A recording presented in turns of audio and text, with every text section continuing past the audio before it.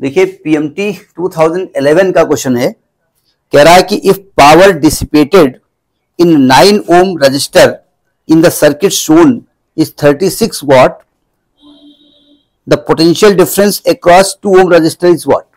देखो एक प्रैक्टिकली बात समझिएगा, ये रेजिस्टेंस है R1, ये रेजिस्टेंस है R2, ये रेजिस्टेंस है R3। आपके R1 में पावर डिसिपेटेड दिया है P1 इज इक्वल टू 36 वाट, 36 वाट ये दिया गया है ना। तो अब देखो R1 की वैल्यू दी हुई है, R1 की वैल्यू दी हुई कितनी 9 ओम, और R1 का पावर दिया गया है 36 वाट। तो R1 की कौन सी जानकारी आपको यहां से मिल सकती है, R1 के बारे में कौन सी जानकारी और आपको मिल सकती है, यहां पर बता सकते हैं। करंट मिल जाएगी ना भाई, अगर P1 बराबर होता है, अगर मैं मान लू यहां से करंट आई गई है, यहां दो भागों में ब्रेक हो गई होगी, I1 और I2। तो P1 is equal to I1, क्या फॉर्मूला होता है, I1 स्क्वायर इंटू R होता है ना। तो यानी कि यहां से P1 कितना दिया हुआ 36 और I1 स्क्वायर पता नहीं है, और R कितना दिया है 9। तो I1 की वैल्यू 6/3 यानी कि 2 एम्पियर आ जाएगी ना। अब सुनो ध्यान से, यहां 2 एम्पियर की करंट फ्लो हो रही है ना, मैं इसकी बात कर रहा हूं। तो इसके एंड के बीच में पोटेंशियल क्या होगा, मैंने कहा V1 क्या होगा I1 इंटू R1। तो I1 कितना है, I1 है आपका 2 एम्पियर और R1 कितना है 9। तो 18 वोल्ट का पोटेंशियल है कि नहीं है।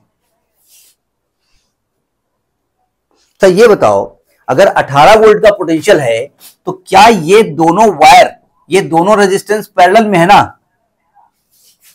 तो पैरेलल में जो पोटेंशियल इसके बीच में होगा वही इसके बीच में हो गया। तो क्या मैं कह सकता हूं कि जो R2 है उसमें भी 18 वोल्ट का पोटेंशियल है, क्यों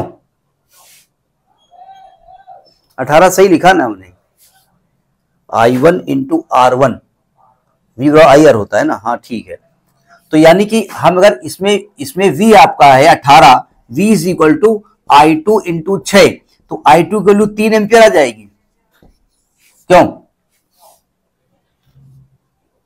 अगर ये 3 एम्पियर है और ये 2 एम्पियर है तो क्या टोटल करंट जो I बराबर होता है वो I1 प्लस I2 होगा। तो क्या मैं कह सकता हूं कि 3 2 5 एम्पियर की करंट फ्लो हो रही है, क्यों।